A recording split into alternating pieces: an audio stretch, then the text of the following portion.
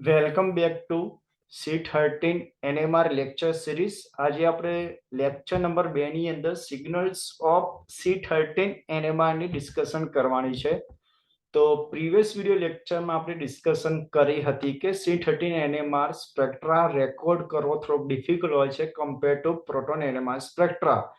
તો આપણે બે રીઝનથી સમજાવી શકીએ છીએ કે પહેલું જે મોસ્ટ એમ્બેડેડ આઇસોટોપ છે કાર્બન સ્વીટેલ એ મોલિક્યુલની અંદર 99% જોવા મળતો હોય છે, જે પોતે NMR ઇનએક્ટિવ છે કારણ કે એની જે સ્પિન ક્વોન્ટમ નંબર આઈની વેલ્યુ છે કેટલી છે 0 છે, એટલે પોતે NMR ઇનએક્ટિવ છે. જ્યારે જે લેસ એમ્બેડેડ આઇસોટોપ છે C13 જે ઓનલી 1.1% મોલિક્યુલની અંદર જોવા મળે છે. એટલે પહેલું રીઝન આ છે કે જે NMR એક્ટિવ છે આઇસોટોપ કાર્બન C13 એનું નેચરલ એમ્બેડન્સ ઓનલી 1.1% છે. તો એટલા માટે જે C13 NMR સ્પેક્ટ્રા એનો રેકોર્ડ કરવો થોડું ડિફિકલ્ટ છે. અને બીજું રીઝન એ આપી શકો છો કે C13 NMR માટે જે મેગ્નેટિક રેઝોનન્સ છે એ મચ વીકર છે કમ્પેર ટુ પ્રોટોન NMR સ્પેક્ટ્રા. કારણ કે ત્યાં આગળ જે મેગ્નેટિક રેશિયો છે C13 માટેનો એ ઓલમોસ્ટ પ્રોટોનિક કમ્પેરમાં ચોથા ભાગનો છે. તો આપણે જાણીએ છીએ દરેક NMR એક્ટિવ ન્યુક્લિયસનો જે મેગ્નેટિક રેશિયો છે અલગ અલગ હોય છે. અને જે C13 કાર્બનને આપણે ફ્લિપ કરવા માટે મીન્સ C13 કાર્બનનો જે ગાયરોમેગ્નેટિક રેશિયો છે એના કરતા ચોથા ભાગનો છે. અને ચોથા ભાગનો હોવાને કારણે એને જે ફ્લિપ કરવા માટે જરૂરી રેઝોનન્સ ફ્રીક્વન્સી પણ ચોથા ભાગની હશે, જે આપણે આ રીઝનથી આ એક્ઝામ્પલથી સમજાવી શકીએ છીએ. આપણે જાણીએ છીએ કોઈ પણ એનામાં એક્ટિવ ન્યુક્લિયસને ફ્લિપ કરાવવો હોય તો ત્યાં બે મેથડ યુઝ થાય છે, ફિલ્ડ સ્વીપ મેથડ અને લિનિયર સ્વીપ મેથડ. તો અહીંયા આપણે લિનિયર સ્વીપ મેથડ દ્વારા સમજાવીએ, જ્યાં આગળ જે એક્સટર્નલ મેગ્નેટિક ફિલ્ડ જેનો H નોટ વડે બતાવે છે એને આપણે ફિક્સ કરવામાં આવે છે અને જે ઓપરેટિંગ ફ્રીક્વન્સી જે વેરિયેબલ રાખવામાં આવે છે. તો અહીંયા તમે જોઈ શકો છો કે અહીંયા બે પ્રકારના ન્યુક્લિયસ આપણે અહીંયા રાખ્યા છે 14092 ગોસ મેગ્નેટિક ફિલ્ડની વચ્ચે. એક છે C13 નો ન્યુક્લિયસ અને એક છે 1S નો ન્યુક્લિયસ. તો C13 ના ન્યુક્લિયસને ફ્લિપ કરવા માટે ત્યાં 15.1 મેગાહર્ટ્ઝ ઓપરેટિંગ ફ્રીક્વન્સીની જરૂર પડે છે, જ્યારે એની કમ્પેરમાં જે પ્રોટોન NMR જો ફ્લિપ કરાવવો હોય એના ન્યુક્લિયસને તો ત્યાં આગળ 60 મેગાહર્ટ્ઝ ઓપરેટિંગ ફ્રીક્વન્સીની જરૂર પડે છે, એટલે મીન્સ 4 ગણી વધુ જરૂર પડે છે. એટલા જ માટે આ પોઈન્ટથી એક વસ્તુ યાદ રાખવાની કે જ્યારે તમે C13 NMR સ્પેક્ટ્રા રેકોર્ડ કરી રહ્યા હોય ત્યારે ત્યાં આગળ કોઈ પણ પ્રકારના પ્રોટોનનું સિગ્નલ જોવા મળશે નહીં, કારણ કે ત્યાં તમે જે ઓપરેટિંગ ફ્રીક્વન્સી યુઝ કરી રહ્યા છો C13 ને ફ્લિપ કરાવવા માટે, તો એ ફ્રીક્વન્સીની અંદર કોઈ પણ પ્રકારનો પ્રોટોન ફ્લિપ થઈ શકતો નથી. એટલા જ માટે C13 સ્પેક્ટ્રાની અંદર કોઈ પણ પ્રકારના પ્રોટોનનું સિગ્નલ જોવા મળશે નહીં. ઓકે, દેન આપણે એવી પણ વાત થઈ હતી કે જે રેન્જ જે છે જનરલી રેન્જની એકદમ વાઇડ રેન્જ હોય છે, કારણ કે વાઇડ રેન્જ હોવાનું કારણ કે જે કાર્બન જે છે એ કાર્બન હાઇડ્રોજન કમ્પેરમાં વધુ ડિસિલ્ડેડ હોય છે. વધુ ડિસિલ્ડેડ હોવાને કારણે ઓછા મેગ્નેટિક ફિલ્ડે ત્યાં એ રેઝોનન્સ પામતા હોય છે, એટલે કે એની જે રેન્જ છે એ પેલા જે પ્રોટોનિક કમ્પેરમાં ઓલમોસ્ટ ઘણી વધુ હોય છે. પ્રોટોન માટે આપણે જાણીએ છીએ કે એની જે એબ્ઝોર્પ્શન જે રેન્જ છે એનર્જીનું જે એ કેટલી છે 0 થી 15 ડેલ્ટા ppm. નો ડાઉટ બંને કેસની અંદર રેફરન્સ સ્ટાન્ડર્ડ તરીકે આપણે ત્યાં TMS યુઝ કરીશું, જ્યાં આગળ એના જે એબ્ઝોર્પ્શન સિગ્નલ છે TMS નો એના પર delta is equal to 0 delta ppm વડે આપણે ત્યાં નોટ કરીએ છીએ. અને એની કમ્પેરમાં બીજા કોઈ કાર્બન અથવા પ્રોટોનનું એબ્ઝોર્પ્શન સિગ્નલ કેટલા અંતરે મળે જેને આપણે કેમિકલ શિફ્ટ કહીએ છીએ. બટ આ કેસમાં આપણે C13 માટે જે કહીએ જે એની એનર્જી એબ્ઝોર્પ્શન રેન્જ એ વાઇડ છે, ઓલમોસ્ટ 0 થી 200 જેટલી છે. ઓકે, હવે બીજી એક વાત આપણે એ પણ કરી હતી કે જો મોલિક્યુલની અંદર જે તમારો કાર્બન છે એ C13 ફોર્મની અંદર ઓનલી 1.1% છે. તો ઓલમોસ્ટ તમારા કાર્બન જે C13 કાર્બન છે જે NMR એક્ટિવ કાર્બન છે એનો પડોશી કાર્બન C13 હશે એવી કોઈ પ્રોબેબિલિટી તમને જોવા મળશે નહીં. હા, C13 કાર્બનની બાજુમાં C13 કાર્બન હોય એવી પ્રોબેબિલિટી 10,001 મોલિક્યુલે જોવા મળે છે. અને આપણે જાણીએ છીએ કોઈ પણ NMR એક્ટિવ કેન્દ્ર એકબીજાની નજીક હોય તો ત્યાં આગળ સ્પિન સ્પિન કપલિંગ થાય છે. તો એ જ કેસમાં 10,001 મોલિક્યુલમાં જ એવો કેસ બને છે કે જ્યાં આગળ બંને પાસ પછીના કાર્બન જે છે એ C13 આઇસોટોપ હશે, મીન્સ NMR એક્ટિવ કેન્દ્ર હશે.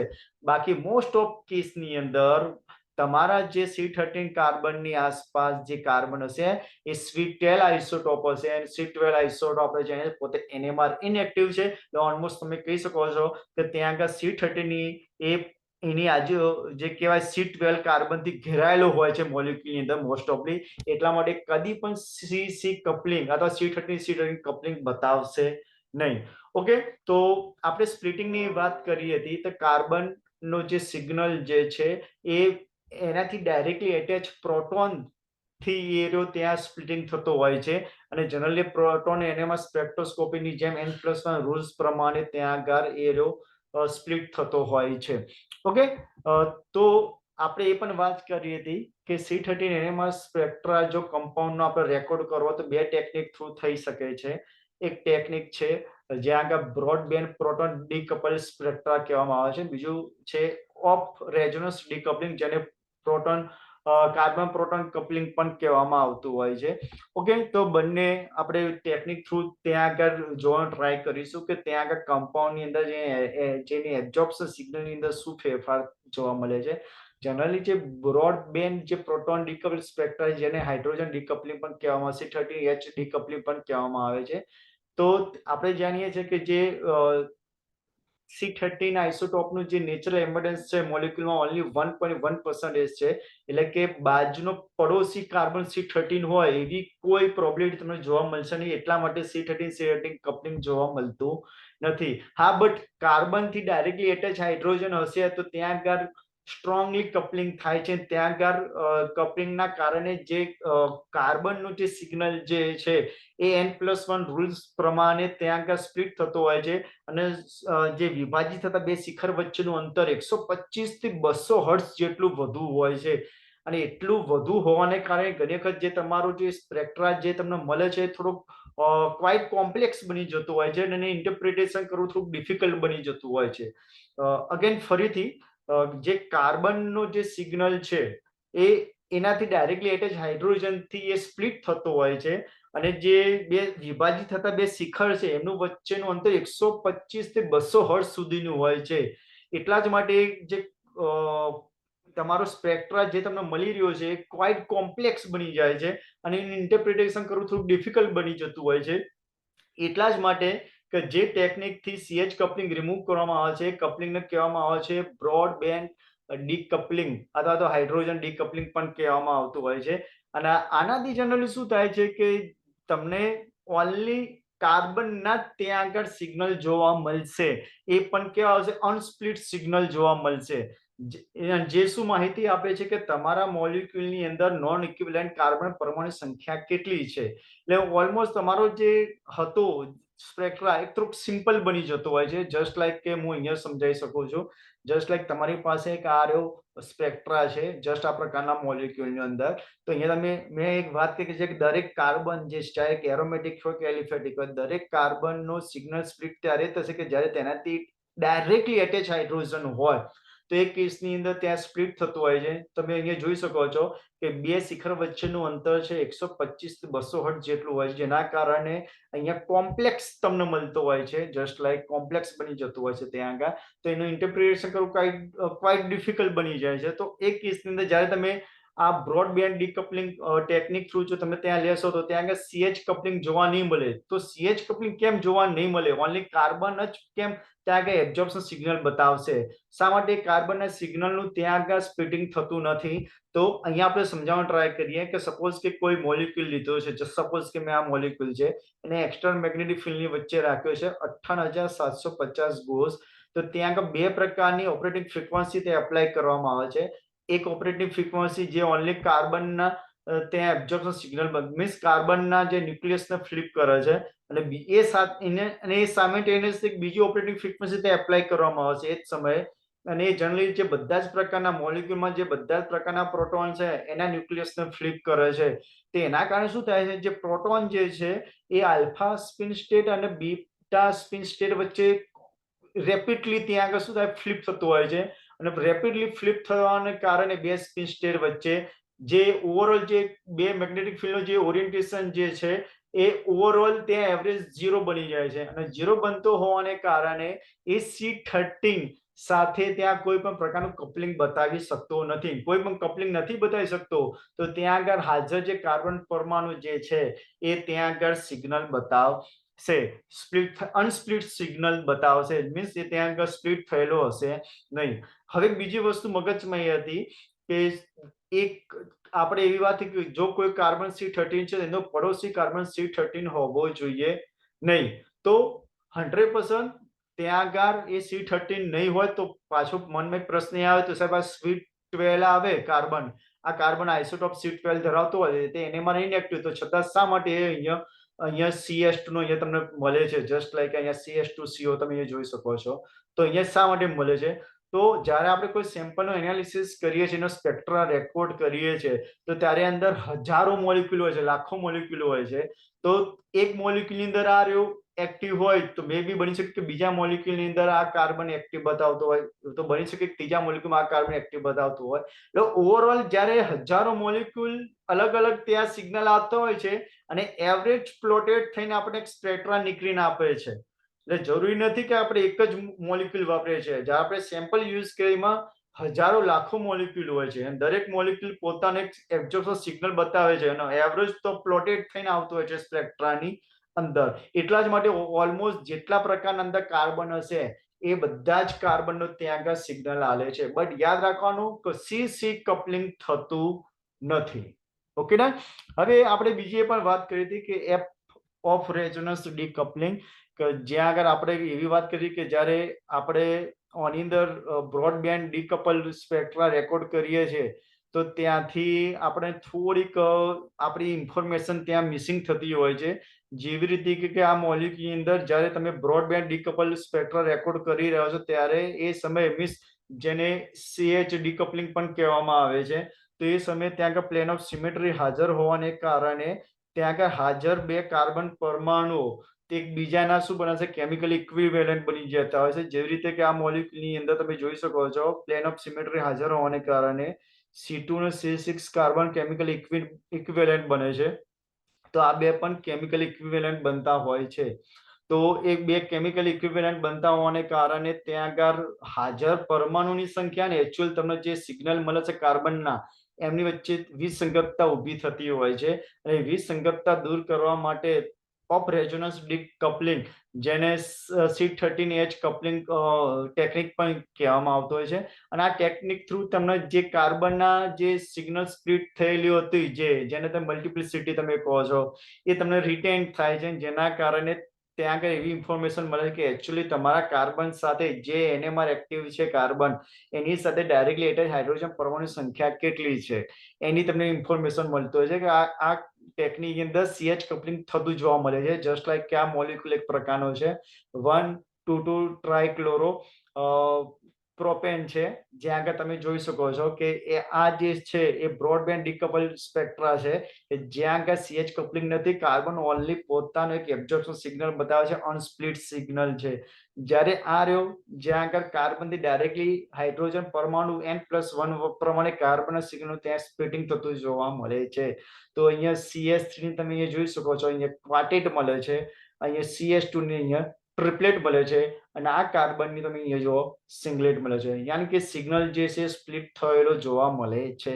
તો આ બે ટેકનિક થ્રુ તમે ઇઝીલી તમે કોઈ પણ સ્ટ્રક્ચર ઇલ્યુડિશન કરવું છે તો ત્યાં મોસ્ટ ઇમ્પોર્ટન્ટ આ માહિતી આપતા હોય છે. જનરલી રૂટિંગની અંદર જ્યારે કાર્બન સપોઝ કોઈ મોલિક્યુલનો C13 એનામાં સ્પેક્ટર રેકોર્ડ કરવાનો ત્યાં બંને ટેકનિક થ્રુ ત્યાં આગળ એનો સ્પેક્ટર રેકોર્ડ કરવામાં આવતો હોય છે. ઓફ રેઝોનન્સ ડીકપલિંગની અંદર એક વસ્તુ મોસ્ટ ઇમ્પોર્ટન્ટ છે કે ઓનલી 1J કપલિંગ જોવા મળે છે. 1J એટલે કાર્બનથી ડાયરેક્ટલી એટેચ હાઇડ્રોજન, એનાથી જ કાર્બનના સિગ્નલનું સ્પ્લિટિંગ થતું જોવા મળે છે.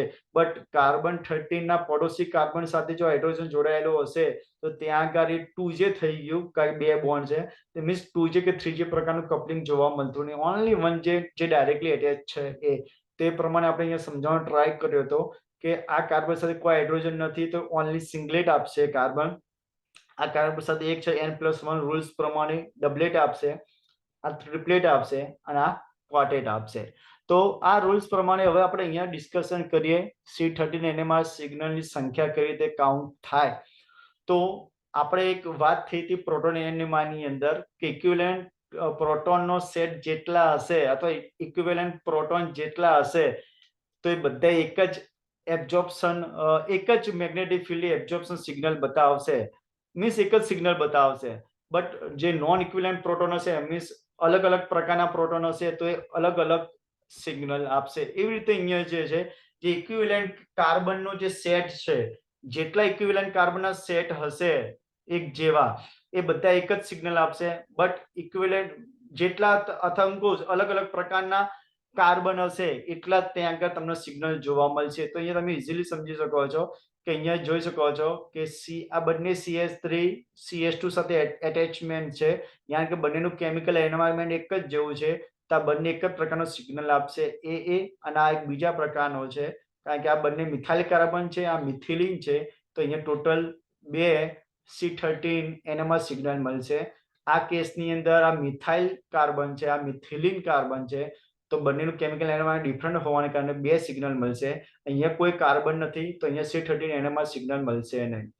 આ કેસની અંદર CH3 બટ આ CH3 નું એટેચમેન્ટ CH2 સાથે છે, આ CH3 નું એટેચમેન્ટ CHCl સાથે છે. તો એ અને આ પણ અલગ સિગ્નલ આપશે. આ મિથાઇલ કાર્બન છે, અલગ સિગ્નલ આપશે. આ મિથાઇન કાર્બન છે, આ પણ અલગ સિગ્નલ આપશે કારણ કે આ કાર્બન એટેચમેન્ટ Cl સાથે છે. તો ટોટલ 1 2 3 4 4 C13 NMR સિગ્નલ મળશે. હવે આ કેસની વાત કરીએ CH3 methyl carbon, methylene carbon, methine carbon અને અહીંયા એસિડ કાર્બન. તો ચારે ચાર અલગ અલગ પ્રકારના કેમિકલ એન્વાયરમેન્ટ ધરાવે છે. તો મેગ્નેટિકલી નોન ઇક્વિવેલન્ટ છે ચારે ચાર, એવું શબ્દ વાપરી શકાય. એ ચાર અલગ અલગ ત્યાં આગળ C13 NMR સિગ્નલ મળશે. આ કેસની અંદર જે CH2 બંને સાથે ક્લોરીન છે, સેમ કેમિકલ એન્વાયરમેન્ટ બતાવે છે. તો બંને સેમ સિગ્નલ બતાવશે એ અને આ CH2 જેની આજુબાજુ CH2 છે, જ્યારે આ બંને CH2 ની આ બાજુ શું છે ClCl, એટલે આ CH2 બંને આજુબાજુ CH2 કરતા અલગ પડશે એટલે ટોટલ 2 સિગ્નલ મળશે. હવે આ કેસની અંદર વાત કરો મિથાઇલ છે, આ કાર્બોનિલ છે, ડેફિનેટલી 2 અલગ અલગ કેમિકલ એન્વાયરમેન્ટ બતાવે છે. હવે આ કાર્બન જે ટર્સરી પ્રકારનો છે એ મીન્સ આ 2 કરતા ડિફરન્ટ કેમિકલ એન્વાયરમેન્ટ છે. તો ત્રીજું, હવે જ્યાં સુધી આની વાત કરીએ, આ ત્રણેય મિથાઇલ જે કાર્બન છે એક જ પ્રકારના કાર્બન સાથે એટેચમેન્ટ હોવાને કારણે ત્રણેયનું કેમિકલ એન્વાયરમેન્ટ એક જેવું છે, ત્રણેય એક જ સિગ્નલ આપશે. તો જેને C વડે બતાવ્યું છે અને D વડે બતાવ્યું છે. તો ટોટલ સિગ્નલ કેટલા મળશે? 4 C13 NMR સિગ્નલ મળશે. હવે આ કેસની વાત કરીએ, આ કેસની અંદર CH3 બંને એક જ મિથાઇલ કાર્બન સાથે એટેચ છે, તો બંને એક જ કન્સિડર કરીશું. આ કેસમાં પણ મિથાઇલ બંને કાર્બન મિથાઇલ બંને કાર્બન મિથાઇલ સાથે એટેચ છે, આ પણ મિથાઇલ કાર્બન સાથે એટેચ છે. તો આ ચારે ચાર મિથાઇલ સમૂહ ઇક્વિવેલન્ટ બનશે, કેમિકલ ઇક્વિવેલન્ટ બનશે. તો ચારે ચાર એક જ સિગ્નલ આપશે. મીન્સ જેટલા ઇક્વિવેલન્ટ કાર્બન હશે એટલા મીન્સ એ બધા એક જ સિગ્નલ આપશે. બટ નોન ઇક્વિવેલન્ટ છે તો અલગ અલગ સિગ્નલ આલશે. ઓકે, એવી રીતે અહીંયા તમે જોઈ શકો છો. આ વાત થઈ એ. હવે આ મિથાઇલ એ 100% બંને એક જ જેવા છે કારણ કે બંને CHOH અને બંને સાથે CH3 જોડાયેલા છે. એટલે આ બંને B બનશે, આ C બનશે કારણ કે આ મિથાઇલ છે જેની સાથે OH છે. આ મિથાઇલમાં બંને સાથે મિથાઇલ હતા આ કેસમાં ઓની સાથે શું છે OH હતા. ત્રીજો સિગ્નલ ટોટલ 3 સિગ્નલ મળશે. હવે આ કેસની અંદર આ મિથાઇલ છે, આ પણ મિથાઇલ છે, પણ ઓની બાજુમાં CH2 છે, ઓની બાજુમાં CO છે. મીન્સ 1 2 3 અને 4 ચારે ચાર ડિફરન્ટ કેમિકલ એન્વાયરમેન્ટ ધરાવતા હોવાને કારણે 4 C13 NMR સિગ્નલ આપશે. હવે વાત કરીએ આ કેસની વાત, તો અહીંયા તમે જોઈ શકો પ્લેન ઓફ સિમેટ્રી પ્રેઝન્ટ છે. યાદ રાખવાનું જ્યારે CH કપલિંગ થતું હોય ત્યારે પ્લેન ઓફ સિમેટ્રીની હાજરી નક્કી કરવાની. અને પ્લેન ઓફ સિમેટ્રીની હાજરી 2 કાર્બન એકબીજાથી શું બનાવે? કેમિકલી ઇક્વિવેલન્ટ બતાવે છે, મીન્સ એક જ NMR સિગ્નલ આપે. તો અહીંયા પ્લેન ઓફ સિમેટ્રી હાજર છે. તો અહીંયા આ બંને એક પ્રકારના છે કારણ કે બંને સાથે શું છે CH3 જોડાયેલું છે અને આ બંને મિથાઇલ CH સાથે જોડાયેલા છે, sp2 હાઇબ્રિડાઇઝ. B total 2 NMR signal મળશે. આ કેસની અંદર તમે ચેક કરો, આ 1 છે, આ 2 છે. આ ત્રણ છે, આ ત્રણ એટલે છે આ કાર્બન સાથે એક હાઇડ્રોજન એક મિથાઇલ છે અને આ કાર્બન સાથે એક હાઇડ્રોજન એક ઇથાઇલ છે એટલે C3 આ કેસમાં D અને E means total 5 signal environment 5 અલગ અલગ એના C13 સિગ્નલ મળશે એનામાં સિગ્નલ મળશે આ કેસની અંદર વાત કરીએ આ બંને CH2 સમૂહ એક મિથાઇલ અને એક મિથિલિન સમૂહ અને એક ઓક્સિજન સાથે જોડાયેલા છે બંનેનું કેમિકલ એન્વાયરમેન્ટ સેમ બનશે મીન્સ આનું કેમિકલ એન્વાયરમેન્ટ આ બે કરતા અલગ છે કારણ કે આ બે ઓક્સિજન સાથે અટેચ છે આ બે ઓનલી CH2 સાથે તો આ પણ અલગ પ્રકારનો સિગ્નલ બતાવશે જેને B વડે બતાવ્યો છે ટોટલ એનામાં C13 એનામાં સિગ્નલ 2 મળશે આ કેસની અંદર ટોલ્યુના કેસ તમે જો અહીંયા પ્લેન ઓફ સિમેટ્રી હાજર છે અને પ્લેન ઓફ સિમેટ્રી હાજર હોય ત્યારે આ જે કાર્બન છે ઇક્વિવેલન્ટ બનશે આ જે બે કાર્બન ઇક્વિવેલન્ટ બનશે મીન્સ મિથાઇલનો એક જે કાર્બન સાથે એટેચ છે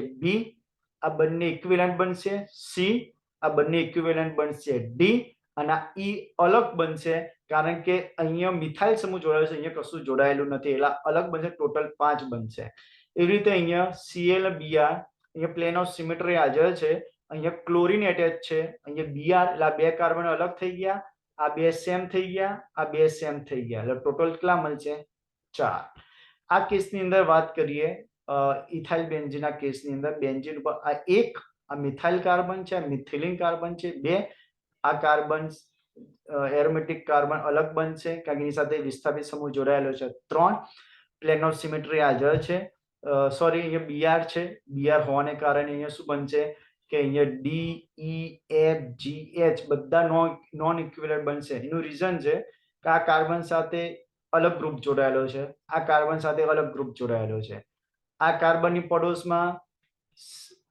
આ કાર્બન જે છે એની પડોશના કાર્બનમાં ઇથાઇલ સમૂહ જોડાયેલો છે આ કાર્બન છે એની પડોશના કાર્બન ઉપર Br છે એટલે બંને અલગ બનશે હવે આ વાત નહીં આવી હવે આ કાર્બન માટે વાત કરીએ તો આ કાર્બન માટે અહીંયા તમે ચેક કરી શકો છો આનું મેટા સ્થાન માટે અહીંયા થશે જ્યારે અણુઆ કયું સ્થાન થશે પેરા સ્થાન થશે જ્યારે આ કાર્બન માટેમાં આ મેટા સ્થાનમાં Br છે જ્યારે પેરા સ્થાનમાં શું છે ઇથાઇલ સમૂહ છે એટલે મીન્સ કેમિકલ એન્વાયરમેન્ટ અલગ થઈ ગયું તો બધા અલગ અલગ પ્રકારના પ્રોટોન કન્સિડર થશે ટોટલ ક્લાસ સિગ્નલ મળશે 8 હવે આ વાત કરીએ કે જ્યારે પેરા જેલીની વાત કરીએ તો પ્લેન ઓફ સિમેટ્રી હાજર છે અહીંયા એ રીતે પ્લેન ઓફ સિમેટ્રી અહીંયા પણ હાજર છે તો આપણે અહીંયા બતાવવાનું ટ્રાય કરીએ આડું પ્લેન ઓફ સિમેટ્રી મીન્સ આ બંને મિથાઇલ એક પ્રકારના થઈ ગયા જે કાર્બન સાથે એટેચ છે એ બંને બની ગયા B બંને મિથાઇલ A વડે આ બંને B વડે બતાવ્યું ઓકે પ્લેન ઓફ સિમેટ્રી હાજર છે તો આ સમાન બની ગયા આ સમાન બની ગયા કારણ કે અહીંયા જે સમૂહ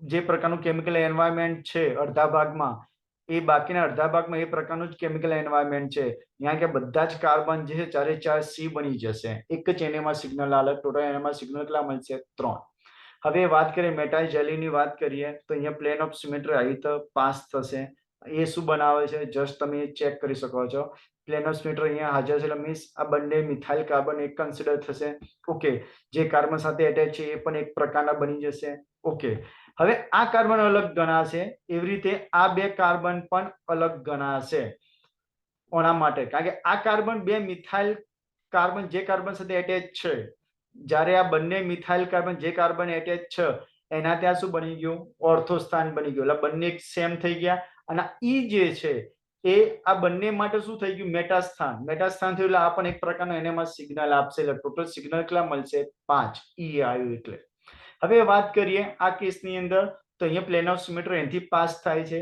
તો મીન્સ શું થઈ ગયું બંને A આપણે વાત થઈ હતી ને જ્યારે CH કપલિંગ થતું હોય ત્યારે પ્લેન ઓફ સિમેટ્રીની હાજરી અવશ્ય જોવાની જો છે તો બે હાજર કાર્બનને એકબીજાથી કેમિકલ ઇક્વિવેલન્ટ બનાવશે તો પ્લેન ઓફ સિમેટ્રી છે તો બંને A બન્યા જે કાર્બન સાથે એટેચ છે બંને B તો બંને શું બની ગયા ઓર્થો સ્થાન વાળા C અને મેટા સ્થાન વાળા શું બની ગયા બંને D અહીંયા મેટા સ્થાન શું જોવાનું કે જે કાર્બન સાથે એટેચમેન્ટ છે એ કાર્બન થી આ ઓર્થો સ્થાન આ કાર્બન થી આ મેટા સ્થાન તો બંને મેટા સ્થાન છે તો બંને ઇક્વિવેલન્ટ બની ગયા ઓકે ડન હવે વાત કરીએ અહીંયા આ કેસની અંદર તો મિથાઇલ કાર્બન છે એક સિગ્નલ આ મિથાઇન કાર્બન છે તો બીજો સિગ્નલ આલ છે બટ અહીંયા ઇમ્પોર્ટન્ટ એ છે કે જે કાર્બન પાસે અહીંયા તમે જો કિરાલ કાર્બન છે એક બાજુ હાઇડ્રોજન છે એક બાજુ મિથાઇલ એક બાજુ Cl અને એક બાજુ આખો ગ્રુપ તો અહીંયા કિરાલ કાર્બન હોય તો આપણે ઇનેન્સિયોટ્રોપિક ડાયસ્ટેરિયોટ્રોપિક નો અભ્યાસ કરો તો જ્યારે કિરાલ કાર્બનની બાજુમાં CH2 હોય પ્રોટોન NMR માં, ત્યારે બંને જે મિથિલિન સમૂહ છે બંને અલગ અલગ એનામાં સિગ્નલ આવશે. તો આ કેસની અંદર યાદ રાખજો C13 NMR ની અંદર જો કિરાલ કાર્બન હાજર છે તો પડોશના કાર્બન ઉપર જ્યારે બે મિથાઇલ કાર્બન હોય તો બંને એ શું બનશે, ડાયસ્ટેરિયોટ્રોપિક બની જશે અને બંને અલગ અલગ NMR સિગ્નલ આપશે. તો 1 2 નો ડાઉટ આ C છે, ટર્સરી પ્રકારનો છે, તો આ રહ્યો C બની ગયો. ઓકે, આ બંને અલગ અલગ સિગ્નલ આપશે કે ડાયસ્ટેરિયોટ્રોપિક બની ગયા. D અને E. CH2 અલગ પ્રકારનું છે, મિથિલિન છે. CH3 અહીંયા મિથિલિન છે, અહીંયા મિથાઇન છે, તો આ પણ અલગ બની ગયો. તો G, total 7 C13 NMR signal મળશે. આ કેસની અંદર વાત કરીએ તો મિથાઇલ 1, આ મિથાઇન B બની ગયો, આ પણ અલગ પ્રકારનો બનશે. અને આ 3 એ 3 હવે આ નો ડાઉટ કિરાલ કાર્બન છે પણ કન્ડિશન શું હતી કે પડોશી કાર્બન પર બે જ મિથાઇલ કાર્બન હશે તો જ બંને C13 NMR સિગ્નલ અલગ અલગ મળશે. પણ અહીંયા ટોટલ 3 છે તો અહીંયા એ ડાયસ્ટેરિયોટ્રોપિક નહીં બને. તો અહીંયા 3 એ 3 જે મિથાઇલ છે એક જ NMR સિગ્નલ આપશે, એટલે ટોટલ 4 NMR સિગ્નલ બનશે. હવે વાત કરી દઈએ લાસ્ટ સ્લાઇડ ની અંદર આપણે વાત કરીએ કે નેપ્થેલિન છે. તો નેપ્થેલિનમાં તમે અહીં જોઈ શકો પ્લેન ઓફ સિમેટ્રી હાજર છે અને અહીંયા કોઈ પણ સમૂહનું એટેચમેન્ટ નથી. તો પ્લેન ઓફ સિમેટ્રી છે મીન્સ AA BB, તો આ પણ BB છે કારણ કે કોઈ સમૂહ હાજર નથી અને આ પણ શું બની છે AA, કારણ કે અહીંયા જે એટેચમેન્ટ જે છે એ જ એટેચમેન્ટ અહીંયા જોવા મળશે. અને આ B ની આજુબાજુ જે કેમિકલ એન્વાયરમેન્ટ છે એ જ એન્વાયરમેન્ટ અહીંયા છે. અને જ્યાં સુધી અહીંયા વાત કરીએ તો C અલગ ગણાય કારણ કે અહીંયા બે રિંગ એકબીજા સાથે એટેચમેન્ટ થાય છે. તો આની આસપાસ જે કેમિકલ એન્વાયરમેન્ટ છે એ કેમિકલ એન્વાયરમેન્ટ આની આસપાસ છે. ટોટલ C13 NMR સિગ્નલ કેટલા મળે, 3 મળે. આ કેસની અંદર જ્યાં આગળ બે OH સમૂહ એટેચમેન્ટ છે તો અહીંયા 100% પ્લેન ઓફ સિમેટ્રી હાજર છે. AA okay done. તો આ બંને સમાન કેમિકલ ઇક્વિવેલન્ટ બની ગયા. B બંને કેમિકલ ઇક્વિવેલન્ટ બની ગયા. C બંને કેમિકલ ઇક્વિવેલન્ટ બની ગયા. D હવે આ બંને અલગ છે. આ બંને અલગ કેમ છે કે E ની બાજુના કાર્બન ઉપર OH છે, E ની બાજુના કાર્બન ઉપર OH છે પણ F ની બાજુના કાર્બન ઉપર કશું નથી, F ના બાજુના કાર્બન ઉપર કશું નથી, એટલા માટે આ શું બનશે, નોન ઇક્વિવેલન્ટ બની જશે. એટલે ટોટલ NMR સિગ્નલ કેટલા મળશે, 6. હવે વાત કરીએ આ કેસની અંદર. તો આ કેસની અંદર આ જે લીટી છે એને આપણે મિથાઇલ સમૂહ કન્સિડર કરીએ છીએ. A જે કાર્બન સાથે જોડાય છે, B C D E F અને G, કારણ કે અહીંયા એક પ્રકારનું અહીંયા જે કહેવાય બાયસાયક્લિક સિસ્ટમ એટેચ છે, અહીંયા બીજી સિસ્ટમ અહીંયા એટેચ છે અને બીજી સિસ્ટમ અહીંયા બે કાર્બન સાથે એટેચ હોવાને કારણે બધાનું કેમિકલ એન્વાયરમેન્ટ ડિફરન્ટ બનશે એકબીજા કરતા. ઓકે, તો પ્રોબ્લેમ તો શું હતું, FG સુધી તો કોઈ વાંધો નહોતો. હવે અહીંયા વાત કરીએ આ જે સાયક્લિક સિસ્ટમ અહીંયા જે અહીંયા મેચ કરે છે એને આપણે H કન્સિડર કરીએ. હવે આ બે લાઈન છે બે મિથાઇલ, બટ હવે પ્રશ્ન એ છે કે આ બંને મિથાઇલ સમૂહના આપણે કઈ સમાન કરવા કે અસમાન કરવા, મોસ્ટ એ રહ્યું છે એનાઇસોટ્રોપિક ગણીશું કે ડાયસ્ટેરિયોટ્રોપિક ગણીશું. તો અહીંયા મોસ્ટ ઇમ્પોર્ટન્ટ શું છે કે આપણો આનો પડોશી કાર્બન ચાહે આ હોય કે ચાહે આ રહ્યો હોય, આ બે માંથી એનો પડોશી કાર્બન કિરાલ કાર્બન છે કે નહીં. ચલો આ કાર્બનની વાત કરો તો આ કાર્બન પાસે તમે અહીંયા જોઈ શકો છો એક આ સમૂહ છે કાર્બન, એની પાસે એક હાઇડ્રોજન બે, એની પાસે એક CH2 CH2. હવે અહીંયા તમે નોટ કરજો અહીંયા CH2 અહીંયા શું છે CH, યાની કે આ કેમિકલ એન્વાયરમેન્ટ બંનેનું ડિફરન્ટ પડી ગયું. યાની કે ડિફરન્ટ પડી ગયું તો અહીંયા શું કહેવાય, ચારે ચાર વેલેન્સી અલગ, તો આ કિરાલ કાર્બન ગણાય. કિરાલ કાર્બનનો પડોશી કાર્બન જ્યાં બે મિથાઇલ સમૂહ હોય એના ડાયસ્ટેરિયોટ્રોપિક કહીએ છીએ. તો આ બંને આઈને જે કન્સિડર થશે ટોટલ 10 C13 NMR સિગ્નલ મળશે. હવે વાત કરીએ આ ઉદાહરણની વાત કરીએ, અહીંયા વાત કરીએ તો આ કેસને તમે જોઈ લો કે આ કેસની અંદર કોઈ પણ પ્રકારનો સમૂહ આ બાયસાયક્લિક સિસ્ટમ છે તો અહીંયા પ્લેન ઓફ સિમેટ્રી હાજર છે. અને જ્યારે પ્લેન ઓફ સિમેટ્રી હાજર હોય ત્યારે આ ભાગ અને આ ભાગ બંને શું થશે, સમાન બની જશે. સમાન થાય એટલે A A B B, plane of symmetry અહીંથી પાસ થશે, અહીંથી જસ્ટ અહીંથી આવી રીતે પાસ થશે. આ બંને B બની ગયા. Okay done. મીન્સ જેવું કેમિકલ એન્વાયરમેન્ટ આ બાજુ છે એવી રીતે કેમિકલ એન્વાયરમેન્ટ આ બાજુ જ છે, કારણ કે બંને એકની આ બાજુ મિથાઇલ છે અને આ બાજુ પણ મિથાઇલ છે એટલે ચારે ચાર એક જ સિગ્નલ આપશે. આ B બની ગયા, આ C બની ગયા. હવે વાત છે બંને D, મીન્સ આ એનેન્સિયોટ્રોપિક છે કે ડાયસ્ટેરિયોટ્રોપિક. તો એનો પડોશી કાર્બન યસ આ રહ્યો, એનો પડોશી કાર્બન આ રહ્યો. શું કિરાલ કાર્બન છે? તો આ કિરાલ કાર્બન છે નહીં, કારણ કે એનું જે આ બાજુ જે કેમિકલ એન્વાયરમેન્ટ છે આના માટે આ બાજુ પણ કેમિકલ એન્વાયરમેન્ટ એવું છે, એટલા માટે અહીંયા કિરાલ કાર્બન નથી તો એના ટોપિક કન્સિડર કરીશું બંને ડી. ટોટલ સિગ્નલ કેટલા મળશે? 4. હવે આ કેસની વાત કરીએ. અહીંયા કાર્બોનિલ સમૂહ અહીંયા એટેચમેન્ટ છે બાયસાયક્લિક સિસ્ટમની અંદર અને એક વધારાનો એક સમૂહ છે. તો ચેક કરીશું અહીંથી સ્ટાર્ટ કરીએ. A, B, C, D, E અને F. કારણ કે અહીંયા A સાથે કાર્બોનિલ છે, અહીંયા પણ સમૂહ એટેચમેન્ટ છે, C સાથે અહીંયા સિસ્ટમ એટેચ છે, તો ઓલમોસ્ટ અહીંયા બધા જ પ્રકારના જો એ અહીંયા આ એવા કાર્બનની બાજુમાં છે જ્યાં કાર્બોનિલ સમૂહ છે. Clear cut? ઓકે. આની સાથે શું એટેચમેન્ટ છે? આ રહ્યું. આ કાર્બન એવી સાથે એટેચ છે કે જ્યાં કઈ બાજુમાં C સાથે એટેચમેન્ટ છે. એની બાજુની અંદર એવો કાર્બન છે કે જેની સાથે મિથાઇલ સમૂહ એટેચ છે. એટલે બધાનું કેમિકલ એન્વાયરમેન્ટ કેવું બની ગયું? એકબીજા કરતા ડિફરન્ટ. હવે વાત આવી આની. આ કાર્બન જે બે લાઈન એકબીજાને ટચ કરે છે જે સાયક્લિક સિસ્ટમમાં, તો એ તે H કન્સિડર કરો, અલગ પ્રકારનું કાર્બન થશે કારણ કે એની સાથે બે મિથાઇલ છે. બટ આ મિથાઇલ કાર્બન જે ઇનેન્સિયો ટોપિક કન્સિડર કરીશું કે એને ડાયસ્ટેરિયો ટોપિક. તો આપણે જ્યાં આ કાર્બન જોડે તમે ચેક કરો, એક મિથાઇલ છે, એક હાઇડ્રોજન હશે, એક આ કાર્બન એટેચ છે ટર્સરી, અને એક શું છે? કાર્બોનેટ. ચારે ચાર અલગ હોવાને કારણે આ કિરાલ સેન્ટર બનશે, અને કિરાલ સેન્ટર બનતો હોવાને કારણે 100% આ બંને મિથાઇલ કાર્બન કેવા કન્સિડર કરીશું આપણે? ડાયસ્ટેરિયો ટોપિક. ક્લિયર કટ થઈ ગયું? ઓકે. એ રીતે હું આની વાત કરું કે સાયક્લોહેક્ઝેનના બે અલગ અલગ આપણી પાસે ચેર કન્ફર્મેશન છે અલગ અલગ પ્રકારના. તો આની વાત કરું કે જે કેસની અંદર બધા મિથાઇલ સમૂહ ઇક્વિટોરિયલ છે અને બધા મિથાઇલ સમૂહ પાછળ 1, 3 અને 5 કન્ડિશનની અંદર છે. તો અહીંયા શું થશે? બધા મિથાઇલ સમૂહ અહીંયા એવી ઇક્વિટોરિયલ પોઝિશનમાં હોવાના કારણે બધા એક જ પ્રકારના સિગ્નલ આપશે, A. Okay done. હવે બીજી વસ્તુ, આ મિથાઇલ સમૂહ જે કાર્બન સાથે જોડાયેલા છે એ બધા જ કાર્બન બી પ્રકારના મીન્સ સરખા કેમિકલ ઇક્વિવેલન્ટ બનશે કારણ કે બધાની આજુબાજુ શું છે? CH2 સમૂહ. ચેક કરો, કરી લો. CH2, તો આની બાજુમાં શું છે? CH2. આની બાજુમાં CH2, આની બાજુમાં CH2. હવે વાત આવી આ બે કાર્બન, આ CH2, આ CH2 ના CH2, અને દરેક CH2 ની આજુબાજુ તમે ચેક કરો, એ કાર્બન ઉપર મિથાઇલ જે સમૂહ એટેચ છે ઇક્વિટોરિયલ છે. દરેક કાર્બન, દરેક CH2 કાર્બનની બાજુમાં કાર્બન ઉપર જુઓ તમે, એની સાથે જે મિથાઇલ સમૂહ છે ઇક્વિટોરિયલ પોઝિશનમાં છે. યાની કે આ C ત્રણ ઇક્વિવેલન્ટ બનશે, ટોટલ 3 એનએમઆર સિગ્નલ બનશે. હવે આ ફોર્મની અંદર આ એક્સિયલ છે, આ બે ઇક્વિટોરિયલ છે. ડેફિનેટલી ઇક્વિટોરિયલ બે છે તો આ બે ઇક્વિવેલન્ટ બની જશે, કેમિકલી ઇક્વિવેલન્ટ બની જશે કારણ કે બંનેની આજુબાજુ CH2 સમૂહ છે. Okay done. તો આ બીજા પ્રકારનો સિગ્નલ બનશે બી. હવે વાત આવી કે એમનું એટેચમેન્ટ જે કાર્બન સાથે છે એ, તો એ અહીંયા શું બનશે? અહીંયા ડી બનશે જ્યારે આ બંને સમાન બનશે. CH આ બંને સમાન બને. જ્યાં સમાન કેમ બનશે આ બંનેની કમ્પેરમાં? કારણ કે આની સાથે મિથાઇલ સમૂહ છે ને એ એક્સિયલ પોઝિશનમાં છે અને આની સાથે જે મિથાઇલ સમૂહ છે એ ક્યાં છે? ઇક્વિટોરિયલ પોઝિશનમાં છે. એટલે આ બંને કેમિકલી ઇક્વિવેલન્ટ બને અને આ નોન ઇક્વિવેલન્ટ બનશે. હવે વાત આવી CH2. આ CH2 અને આ CH2 ની વાત આવી તો બંને કેમિકલ ઇક્વિવેલન્ટ બનશે કારણ કે બંનેની પડોશમાં એવો કાર્બન ઉપર જે મિથાઇલ સમૂહ છે એ એક્સિયલ છે. બંનેની પડોશમાં જે કાર્બન છે એની બીજી બાજુ બંને કાર્બન સાથે જે મિથાઇલ સમૂહ છે ક્યાં છે? ઇક્વિટોરિયલ છે. એટલે આ બંનેનું કેમિકલ એન્વાયરમેન્ટ એક જેવું થઈ ગયું તો બંને એક જ સિગ્નલ આલે.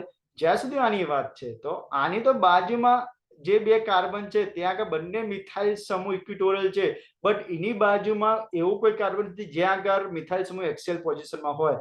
મીન્સ આ CH2 નું કેમિકલ એન્વાયરમેન્ટ આ બે કરતા અલગ બનશે. એટલે અહીંયા F કન્સિડર કરીશું.